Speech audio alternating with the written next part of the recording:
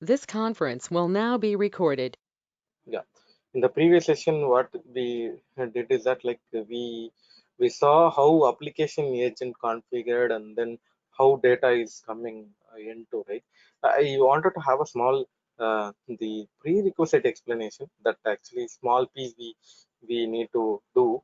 So you can go to internet and then type Apache Tomcat community. Okay, Apache Tomcat community download. Okay, then you can go there and then you can download the latest version. Say in your case it may be 32-bit or 64-bit or whatever the bit that you are having in your machine. You can download the Apache Tomcat. Say in my case what I did, I downloaded it and I kept in my share path. So say I extracted the file Apache Tomcat 9.0.30. I extracted the Tomcat file. If I go inside that, okay, if I go inside that, this is actually the structure. First and foremost thing what you have to do, guys, you have to go inside, right click on the Apache, sorry, Tomcat user file, and then you have to make the change like this line item you have to add it in the config file. Okay, this line item you have to add it in the config file, which is basically nothing but you are creating a user with these users with these roles. Okay, creating a users with these roles. Okay, so this part we have to do, or else in this forum you guys can send a um, Gmail ID of yours, so that I can share this config file directly to you, so that just after the download you can replace this config file into your folder.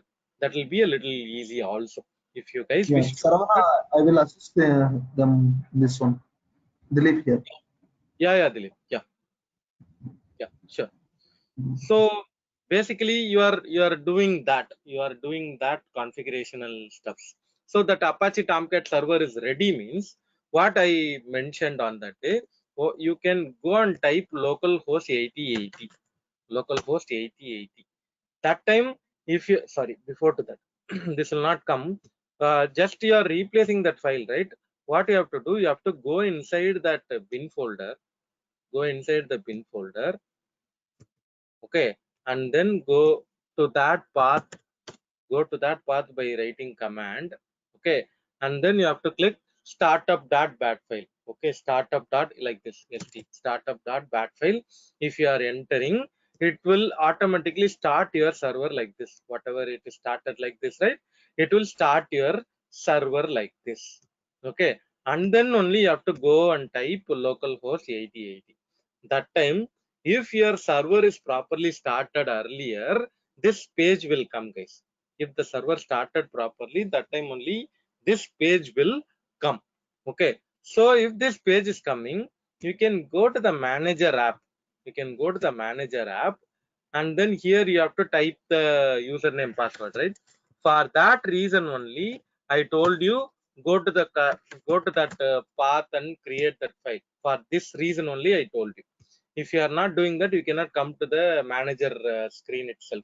So if you are creating a Apache Tomcat user profile, that time only you can give the username and password as Tomcat, and then come to this page. And then you have an option to choose a war file, and then select a war file, and then deploy. Okay, so I will share a war file to you guys. I will share the war file to you guys, so that once after the installation of the Apache Tomcat server, you guys can deploy that war file into your server. Once you are clicking deploy, you know what will happen, that application will be coming here. See, in my case it is coming here. If I click that, it will actually launch my application. It will actually launch there to okay, this will actually launch my application. So basically what it is doing, I am deploying a war file into my Apache Tomcat server, and then I'm able to access my application locally. So this is what this piece only I thought of explaining to you guys before doing the application agent configuration in App Dynamics. Because first of all you should have an application. say I will represent like this.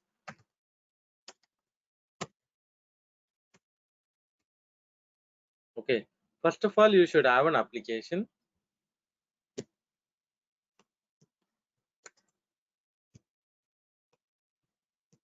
Okay, and then you have App Dynamics, and then from App Dynamics, what will you download? You will download a agent. Okay, so what is that we are typically doing, guys? So this is App Dynamics, which is nothing but your SaaS account, right? In this case, it is a App Dynamics SaaS account. Okay, and then this is the agent that is downloaded from the App Dynamics, and then this is your application itself. Okay, so once you are downloading the agent, and I told you you can configure inside the uh, um, configure inside your Catalina file, right? So once your Catalina file is configured, means a data collected by agent, and then the agent is actually sending the data to your App Dynamics. Okay, so these two connections need to establish. Once you are doing that, the data will be coming to your App Dynamics SaaS account. That is where you are able to see all these data. Till now, any question, guys? Till now?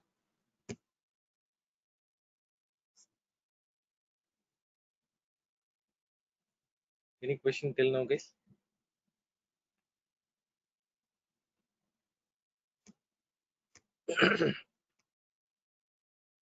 Okay, so this is what we learned on that day. This application agent, how it is connected to your database in this case, and then how the data is coming, how we need to investigate. Is it starting from the business transaction health, node health, server health, and then you are checking the transaction scorecard and you are checking the exceptions like that. We saw on that day, able to recollect everything, guys, and then any doubt means you can either ask me or you can post it in our group also whenever you find your questions. Clear till now? For application agent, any question, guys, till now?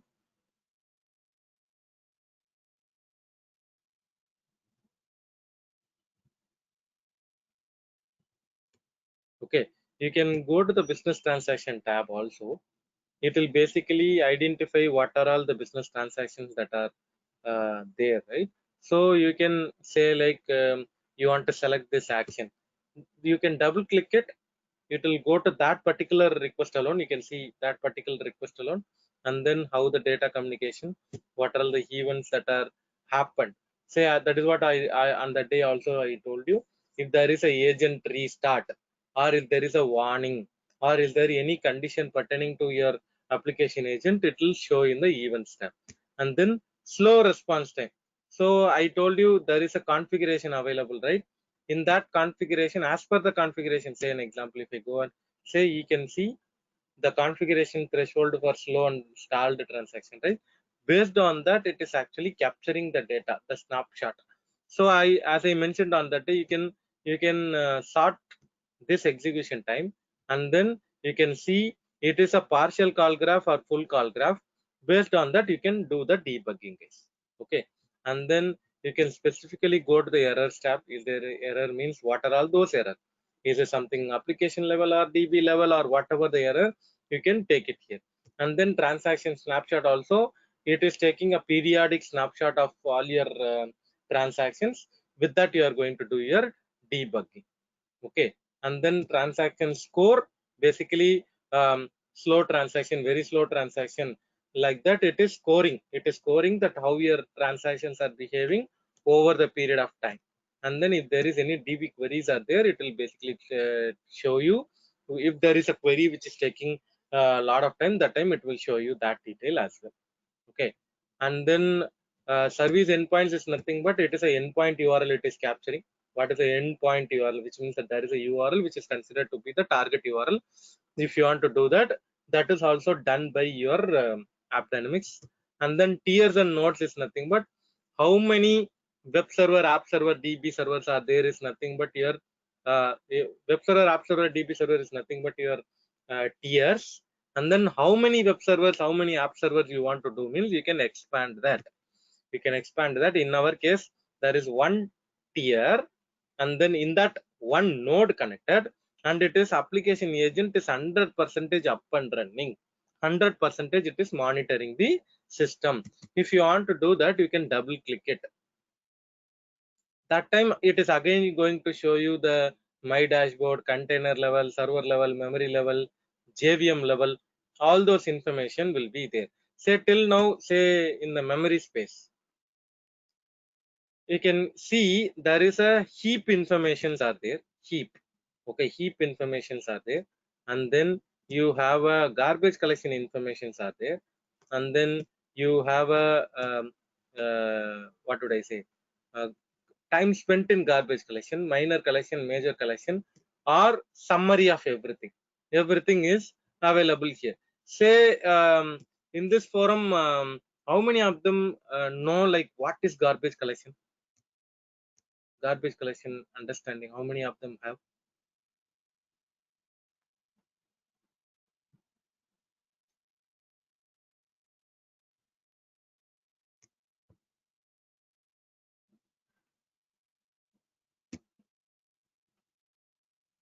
Yeah.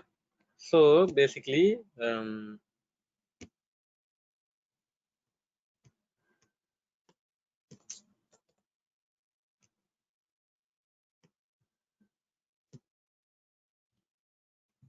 okay. See, the memory structure is like this. There is young generation. There is old generation, and there is perm generation. That is called as metaspace. Now after Java 1.8, it is called as metaspace. Earlier it was called as perm generation. So what does that mean? It is like young generation, and then it is like old generation, and then it is like perm generation or metaspace.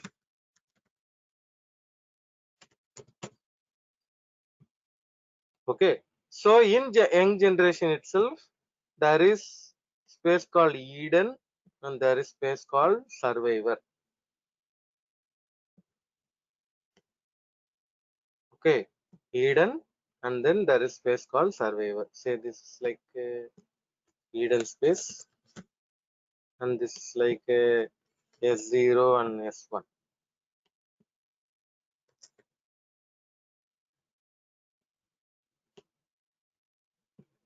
Okay, so this is how the object accumulation is going to work, guys. Okay, object accumulation is nothing but when the application is accessed, how a memory allocation is basically happening in Java. Okay, how memory allocation is basically happening in Java, how actually the garbage collection is working, all those information we are checking here. Okay, say initially what will happen whenever a new object is coming, it will come to where?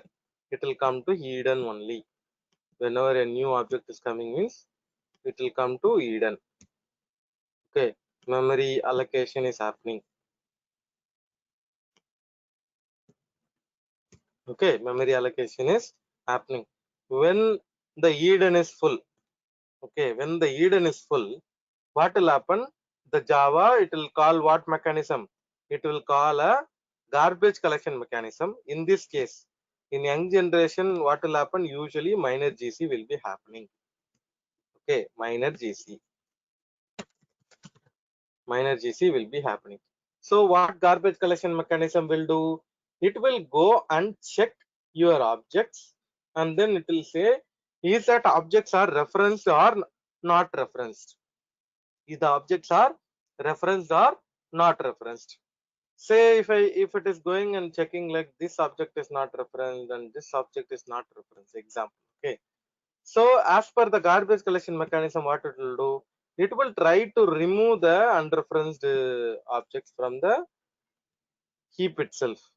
It will clear the unreferenced objects. Okay, and then what it will do, it will try to move the survived objects. These are survived, right? Because it is having a reference and it got survived in the garbage collection mechanism. These survived objects will be moving to where? It will be moving to your survivor 0. Survivor 0 because it is survived. And how many times it is survived? It is survived for one time. Okay, the age of the object is 1. The age of the object is 1 because it is survived one time. Okay, and then what will happen? Similar procedure. Again, object will be accumulating.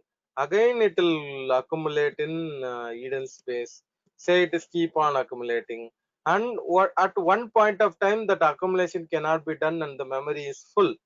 Memory is full. Accumulation cannot be done.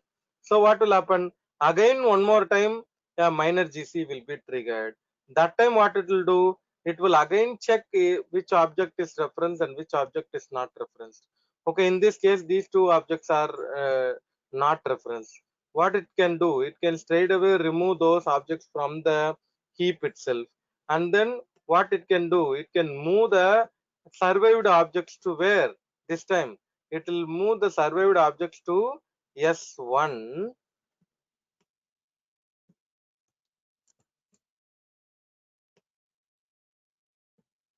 It will move the surveyed objects to S1.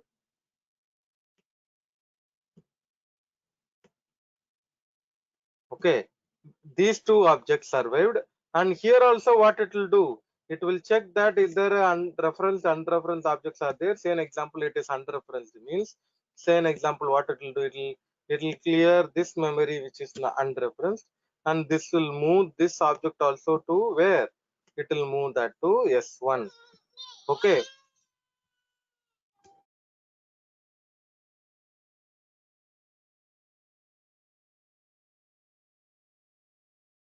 Okay, so this object also moved to S1. Here, these two objects are came from Eden, right?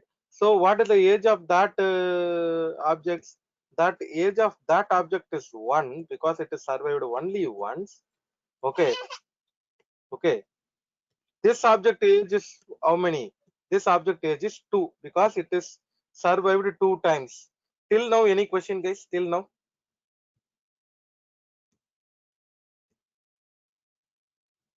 No, Sarvana. Okay, so again new objects will be coming to Eden. Okay, again new objects will be coming to Eden. Again there will not be space. Again garbage collection. Again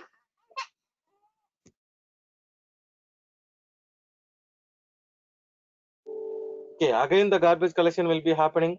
Again the unreferenced objects will be cleared from the memory. Again the survived objects will be moved to where? This time the survived objects will be moved to, anybody can say where it will go?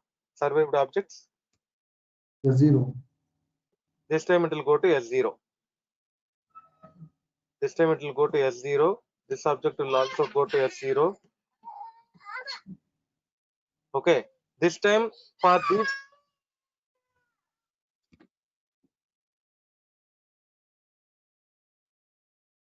these two objects the age is 1. Okay, these two objects the age is 1.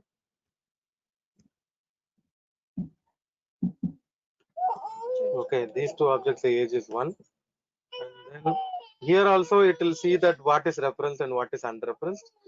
For this example, this object survived again means what will happen? This object, this particular object, if it is survived means it will come here with the age of what? With the age of 3, because it is this object particularly survived for 3 times. Correct? Yes, Sarvana. Previously, 2 times, So right? yeah, 3 times. so basically this cycle will be happening, guys. This cycle will be happening, keep on happening between survivor 0 and survivor 1. Actually there is a JVM argument is there, which is nothing but there is a JVM argument to check the promotion cycle. They'll say the term called promotion cycle. Okay, when the age is reached to some number, actually the default size is 15. Okay, one page. So if the age is reached to 15, that particular object will be moved from survivor to where? It will go to the old generation. That is called as promotion cycle. You are promoting the object from the young generation to the old generation. So this cycle will be keep on happening. The minor GC will be keep on happening, and then objects are moving from young generation to the old generation. Like this, it is keep on happening. You also feels like this. Just this old generation is also keep on filling. This old generation is also keep on filling. Okay, at one point of time, if old generation is full means it will trigger a, either it will trigger a major GC only to clear the old generation alone. It will trigger a major GC, or it will trigger a full GC. It will trigger a full GC. What will happen? Full GC means it will clear the memory in young generation, and it will clear the memory in old generation by using minor garbage collection.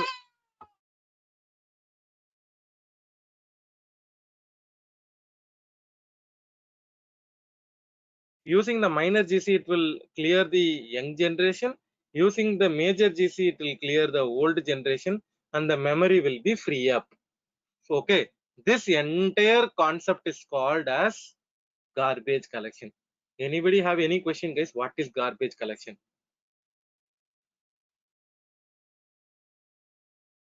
And what is major GC?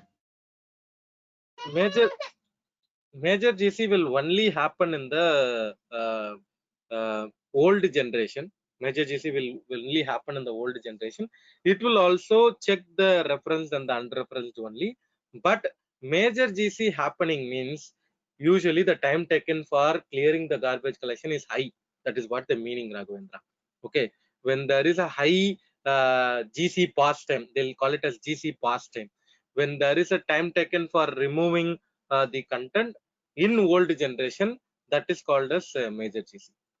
So when you are running a test, your major GC count should not be high. If it is high, your application is having a heap size issue.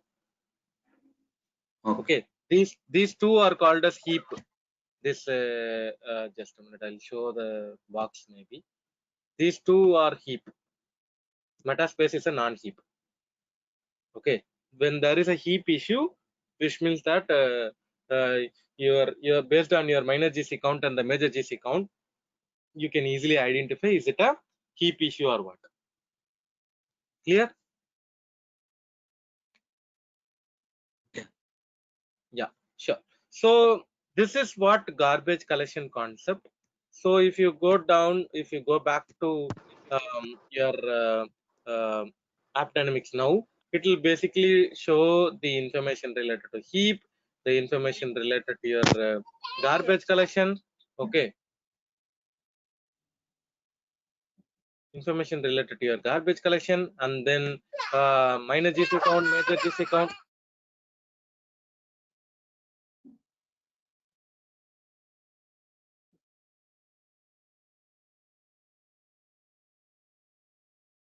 Minor GC collections and major GC collections, all those information you can see. So this dustbin box is basically telling you the major GC count. In this case, when we are doing our application accessing, not 2 times major GC happen. Usually the major GC count should not be high. Okay, if the major GC count is high, you need to check your developer, check with your.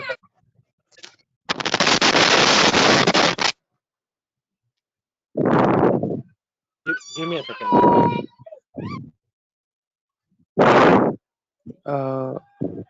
Hi, Shravan. I have a one query regarding the GC. Please go ahead. Ask your question.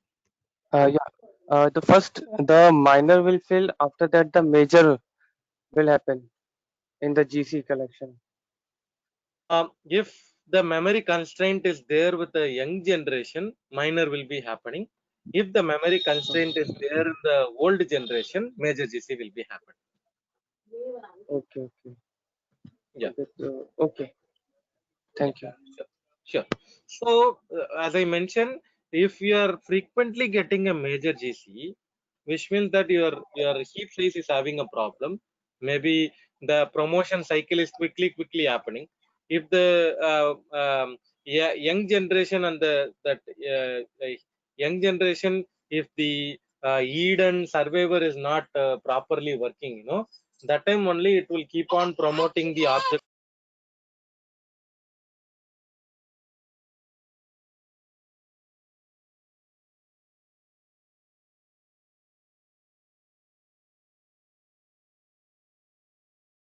If the object promotion is quickly happening, say an example, it is keep on doing a minor GC, and then there are objects are survived for 15 cycle, that will go to the old generation. That is what I mentioned, right? So if it is keep on doing that, why it is keep on going to the old generation? Is there a problem with the young generation or what, like that and all? People investigate, and then they will fine tune the algorithm. There are algorithms are there. The algorithms are nothing but serial GC, and then parallel GC, and then concurrent mark sweep, CMS, and then G1, like that and all. There are garbage collection mechanisms are there. So they will try to implement each and every garbage collection mechanism into your application, and then identify which garbage collection algorithm is actually suitable for your application, and then they will fine tune it. This is how garbage collection is basically working. Are we clear with the concept, garbage collection concept? So full GC will happen in complete old and Yeah, old and young, correct. Combination of major, minor GC and the major GC. major GC will happening only in old generation. You saying. Yeah, correct. Okay. So basically, that is a reason. I don't know how many of them currently doing this activity, but it is good that if you are collecting a garbage collection log by adding a JVM arguments, and then in JVM arguments along with the garbage collection path, it will collect the garbage collection information, and then you can analyze what is really happening with respect to your garbage collection. Or else you can use this AppDynamics tool to identify, say an example, this graph, what it is saying, how many major collection happened, right? So it is 2 times happened. The application 2 times happened. Or if you go down, it is saying what is the garbage collection time spent. Okay, garbage collection time spent. Okay, minor garbage collection, how much time? Major garbage collection, how much time? That's how you can understand. Sorry, that's how you can understand it. So basically, the time taken for the garbage collection is very high. Means what is that meaning?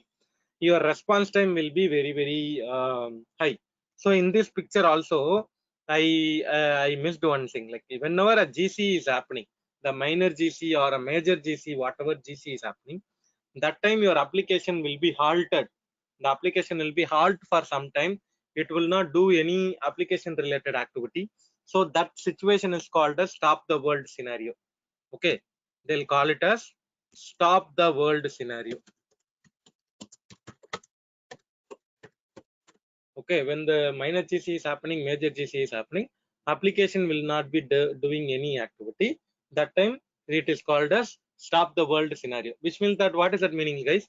If you are having frequent minor GC, frequent major GC, your application is halting for multiple times. It is not actually doing the activity, right? So you should try to minimize your at least your major GC. Minor GC, if it is happening very small period of time, I don't think it will be a problem. But minor GC, major GC happening for a longer period of time, that time you need to go back and then identify, is that something related to your Eden space, survivor space, old generation space, like that you have to analyze this. Okay, any question till now?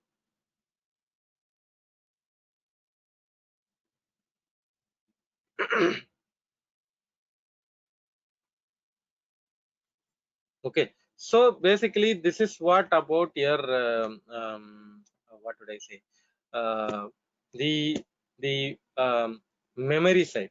You can see the JVM information alone. What are all the JVM, what are the JVM properties, what is the JVM arguments that are available, all those informations are under the JVM tab. Okay, when we are going for heap dump analysis, that time I will show you this JMH tab. Okay, there is a separate session for our learning, which is nothing but heap dump and thread dump.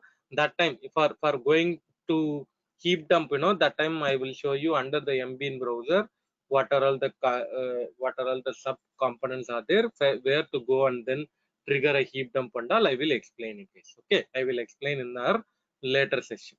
Okay, so basically if you want, say this is a heap and garbage collection information, right? You can do automatic leak detection also. So basically if you are enabling this, but it needs certain prerequisite. Okay, automatic leak detection available for Oracle JVM. Okay, it is available for Oracle JVM and then JRocket JVM and then IBM JVM. So these are the conditions. Once you are uh, after this feature is turned on, you must start an on-demand capture session to. So if you click OK, okay, and then you have to start a capture. What is the time period in which you want to capture the log? So basically it will capture the log in the bottom, and if there is a real leak, if there is a leak in your application, it will try to do that leak detection. That is what the intelligence built in. Okay, or else you can object instance tracking. Okay, if you are enabling this, okay, if you are enabling this also require a feature. What it will do, this feature is only for Oracle JVM. Okay, it is not available for other JVM, and this feature requires JRE home lib extension, because through that only it is doing that object level object level tracking. If you are running with the JDK, then tools jar probably be set up correctly, because tools jar is very important. Okay, when you are doing that, what it will do, it will say you can configure it. Okay, you can configure for which tire you want to add what class name. Okay, I think this and all we cannot do, guys. When the developer, with the help of the developer only, you can do the class, which method, which object that you want to monitor. Means that understanding will come when you are having a tight interaction with your developer. The developer should help you to get this information, and then you can add those data. You can do the object instance tracking. Basically you can object level tracking can be done. And then custom memory structure.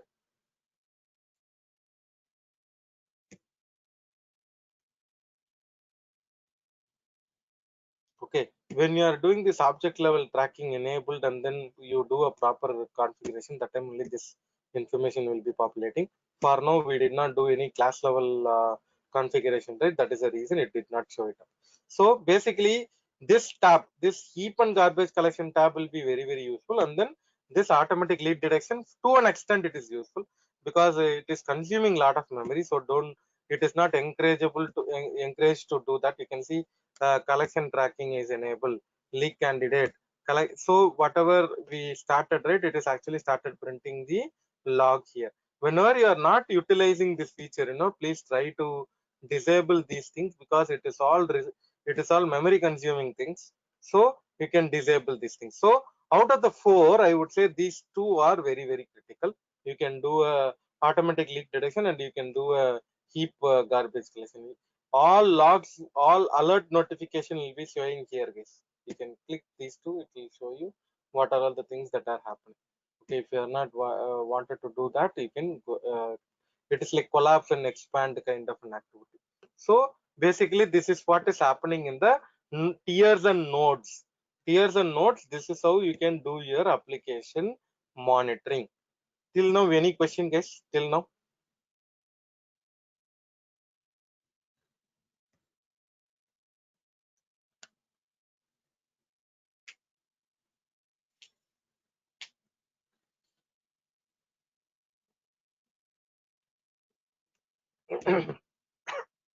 Sorry. Okay, so we have covered with the application agent, please. We have covered with the application agent. Now we are going to maybe we'll try to start off with our database agent. Okay, so in the initial demo session, as I mentioned, right, I'm going to show two application agent and um, two database agent, right? Till now I completed only one application agent. Okay, once we'll go with all the agent configuration, again I'll come back and explain the second application agent also. Okay, till now we covered only the Java agent. Java application agent only we covered. We have Node.js application agent configuration is still pending. Okay, we will do that in the subsequent session, guys. Okay, we will learn that. Okay, so now I'm coming back to here, our database agent. Just a minute.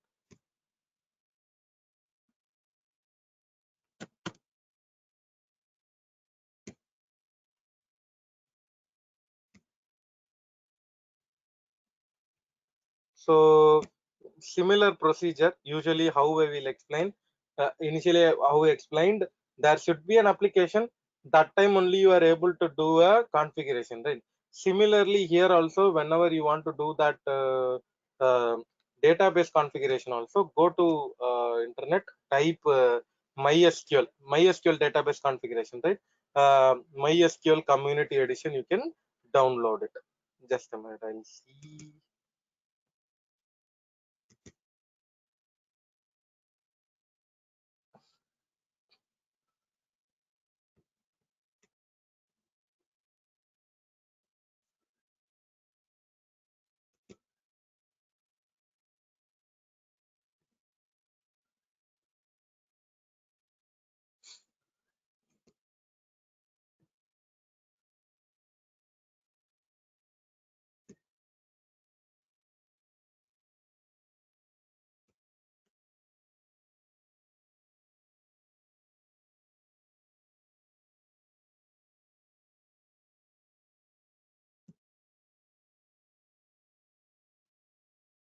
Top you go.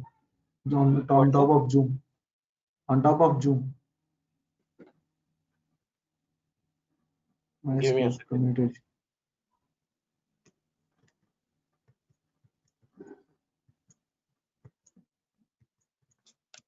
Oh, it is MySQL, right? So this one, right? Yes. Yeah, that one. You can install it.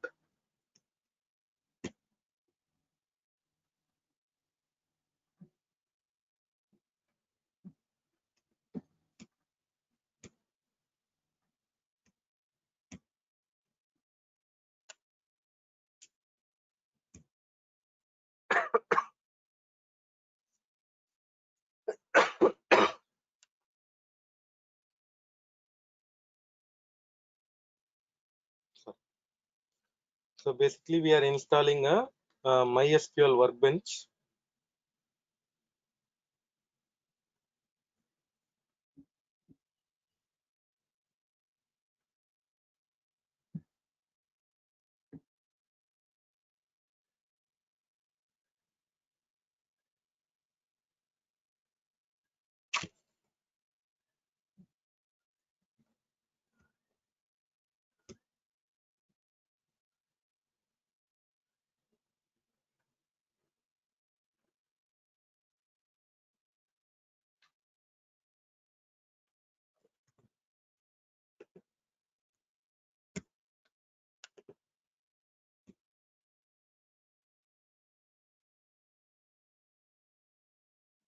Basically, it has to automatically launch the application,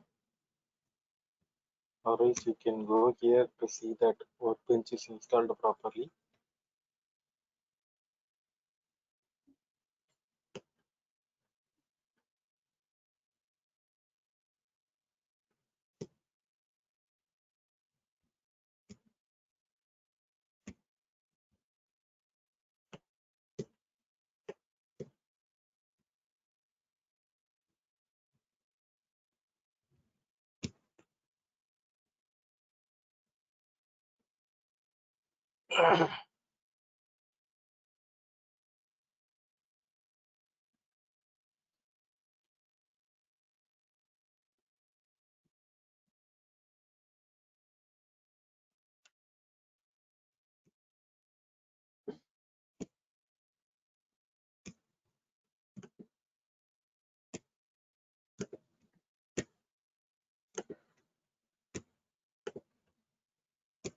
It did not launch it.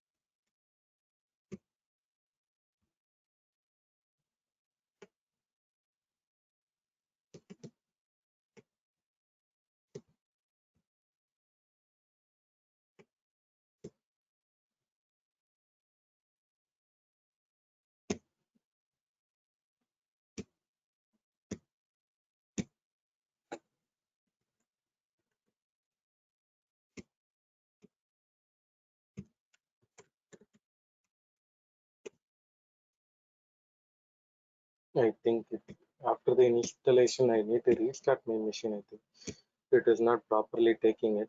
So I don't want to do the restart now because it will take a lot of time. So what will I do instead?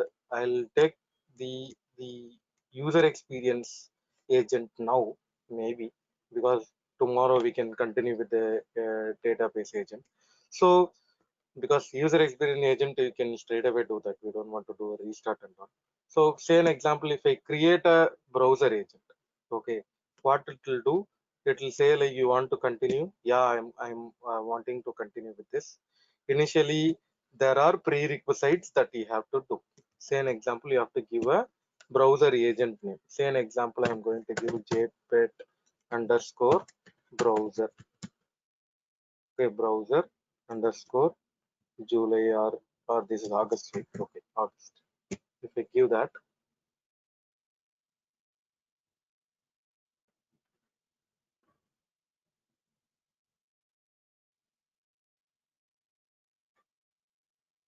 okay, a key is generated. Basically, the key is very important. A key is generated, and then I can go to a user experience tab. Okay, I can go to a user experience tab, and then here under this place you have a just a minute. You have a configuration, and then JavaScript agent. Okay, here you can go down and then uh, yeah, you can see these are the prerequisites that you are going to do. If you click save, okay, it will generate a snippet. It will generate a JavaScript. You have to copy this case. Okay, you have to copy this snippet. What is you are going to do? You need to have an application. In that application you are going to instrument this JavaScript, and then make your application browser related activity into your app dynamics. Okay, for that what you can do, how to extract the var file.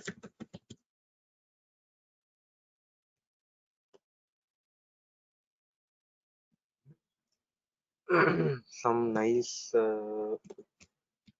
link you can go. Yeah, so I'll copy paste this link to you guys also, so you guys can use this. Okay, so what we have to do, we have to extract a var file. This is a syntax.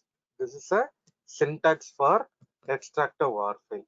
How am I going to extract my var file? Because say the jar hyphen xvf and then a var file name. Say an example, what I'm going to do, I'm going to my D folder, and then I'm going to this, I'm going to this folder. So um, there is a var file with me. There is a var file with me. What I'm going to do, I'm creating a okay, August folder is already there. I'm pasting, or else I can right click, create a folder for browser. Okay, inside that I'm pasting that var file. So I'm going to extract the var file. Okay, so var file name is jpet.var, right? So I'm going and replacing here the var file name. Okay, the var file name I am replacing it, and then I am going to execute this jar file. jar is an unrecognized position, right? What you can do, you can go to the C program files, Java, JDK. Inside the bin folder, there is a file called jar. Okay, what you can do, you can copy this and then you can paste it here. So now it is a recognized one. Now it is a recognized one. Maybe you can give it in the double quotes also, no problem. You can give a double quotes and then copy this entire uh, command. You can copy this. Okay, and then what I have to do, I have to go inside this path. I have to go inside this path by doing this. So right click and then execute it. So what it is basically doing, it is extracting the entire war file, which means that like a source code, I'm extracting this file. If I go to the path now, I can see it is all extracted now. It is all extracted now. Okay, so now I have an application, I extracted that application, and now I have a source code structure. Now I'm going back to the app dynamics again. I'm copying this configuration file because I want to configure it inside my application, right? So go to the page. So this till now what happened is you don't have any idea what about your tree structure, right? So you can talk to your developer. You need to talk to your developer and then ask them in our application how many HTML pages are there, how many HTML pages are there. Say in my case, in this application, I know there are two places HTML pages are there. One is this one. This HTML index.html is one place. Okay, index.html. Just after the head tag, okay, you can see there is a head tag is there, right? Just after the head tag, you have to paste this value. I'm saving this and I'm closing this file. Okay, and then I know in one more place also there is a file web-inf, and then you can go to the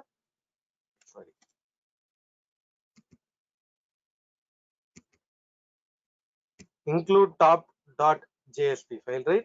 Here also if I go, here also there is a head tag will be there.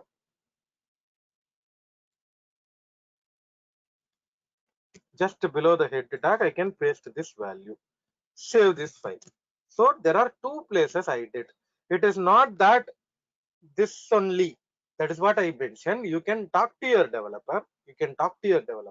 And then get the understanding how many places your HTML is there. How many HTMLs are there.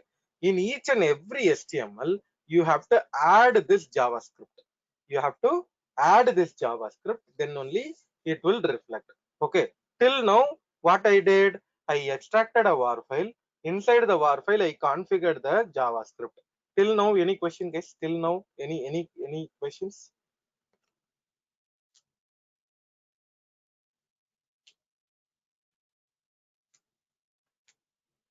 This is for what purpose? This extraction for This browser is and for the real user monitoring purpose. How a real user is actually doing the activity, right? So once I'm doing the configuration, you will get to know, Raghavendra. So if a browser is loading, how your application is behaving with respect to HTML, CSS, JPEG, how your application is behaving with respect to your browser level component loading. That is where we are saying it is a user experience metrics. So in order to do that only, we are doing this activity, Raghavendra. Okay. okay. Yeah. So now I did the configuration.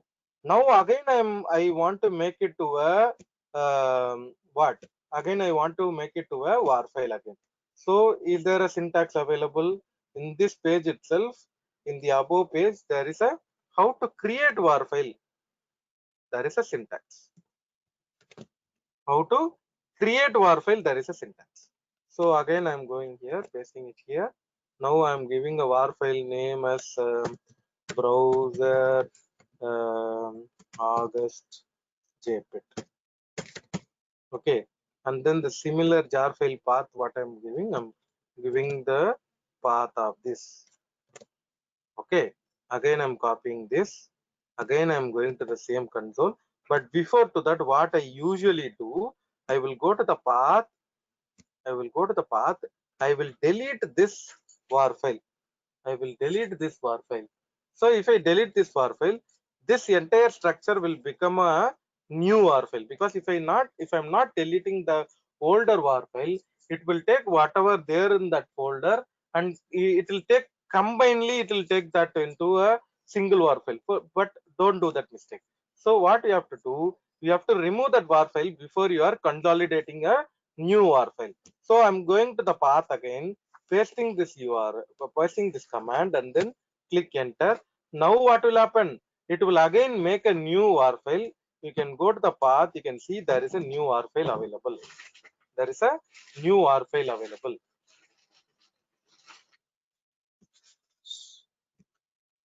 So again, what you can do as a normal procedure, I usually told you, right? Go to the local host 8080, and then go to your manager app, and then go to the same deploy place. So choose a file. So what is our file in our case? Instead of going to the July folder, you can go to the August folder inside the browser. Here you can select the war file and then click open and then deploy. So basically what will happen? It will deploy the new war file into our application. New war file into our application. So basically it is deploying the war file.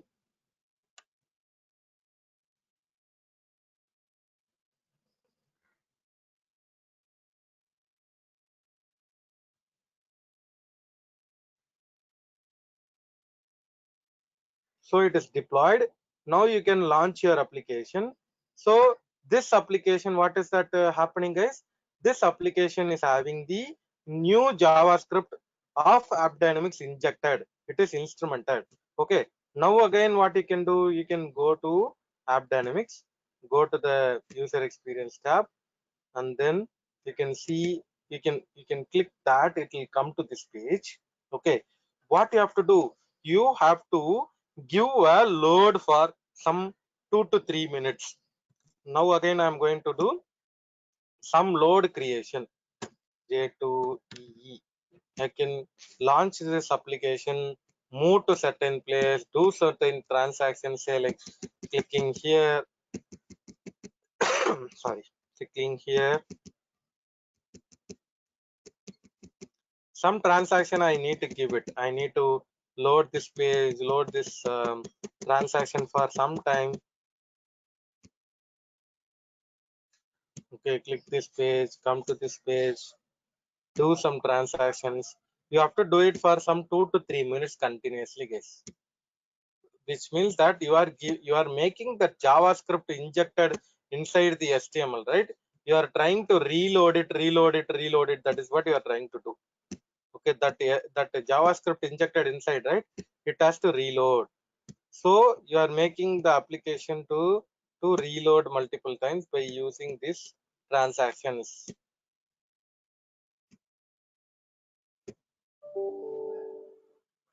And keep on doing this activity, which means that in a browser, if the real user is accessing your application, that JavaScript instrumented inside will be keep on loading, which is nothing but our agent in this case.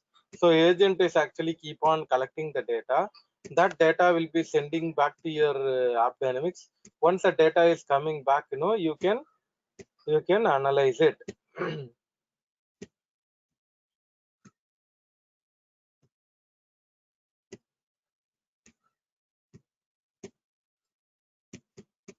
I'll go back now. I can refresh this page if there is any data coming.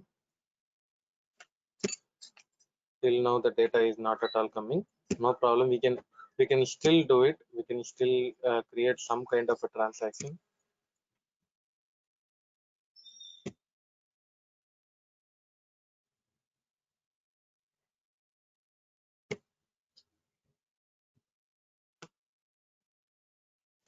Yeah.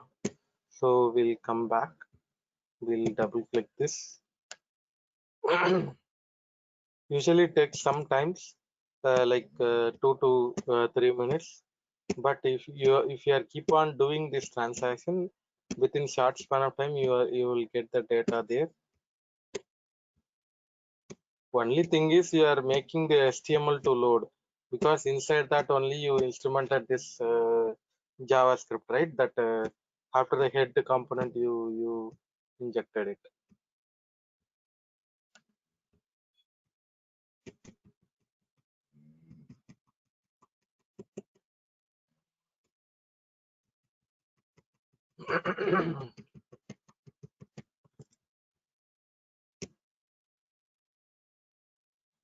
Yeah, you can see the data started coming, guys.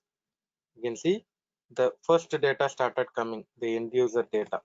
Able to see, guys? Anyone have any question till now?